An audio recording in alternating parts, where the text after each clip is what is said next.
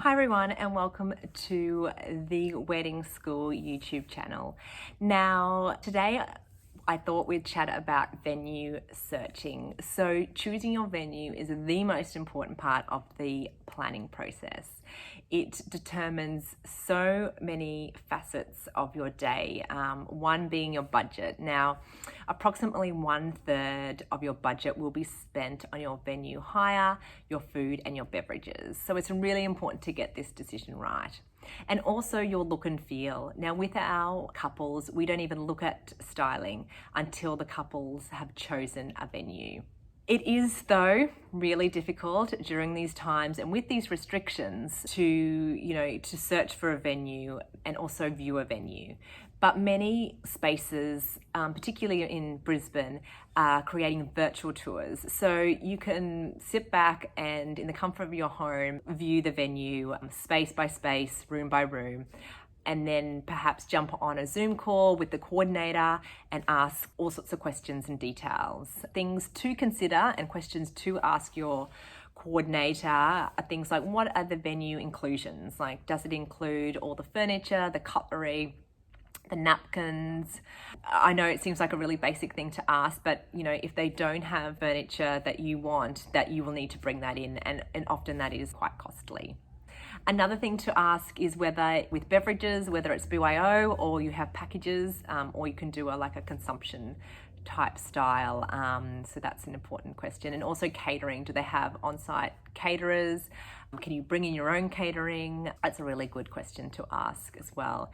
Another one is bump in, bump out. So if you're unfamiliar with those terms, that means like what time you can set up and what time you need to pack down. Now, if you need to pack down on, say, like a Saturday night, then often suppliers will charge you sort of double time and a half. So it's always preferable that they can bump in and bump out on a weekday.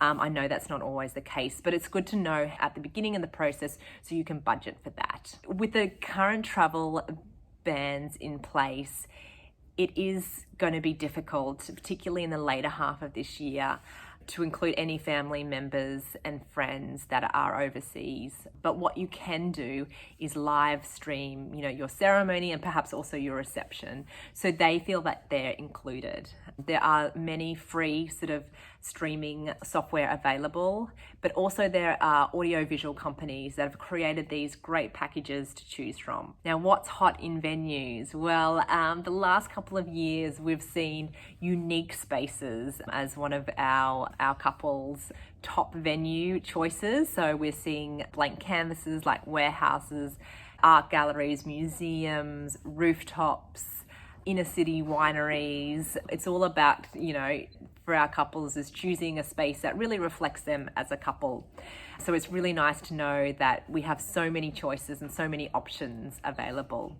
For those couples that are living in Brisbane, we recently put together our favourite unique spots around town. So that is available on our shop if you're interested. Now, if you were planning a dreamy destination wedding, you can always look towards your local destinations for that sort of holiday feel. So I feel like the next sort of couple of months, we might be able to travel interstate, which will open up a few more options to you. Our favourites is Byron Bay. It's a couple of hours from here, and as soon as you cross those borders, you absolutely just feel like you're in your zen state, and you can have a relaxing next couple of days. So they are our top venue tips and tricks, and hopefully allows you to get started. But if you are stuck and you're just not sure where to start or sort of what to do, please contact us at White Plus White. We can shortlist some venues for you so you can keep going on your planning journey.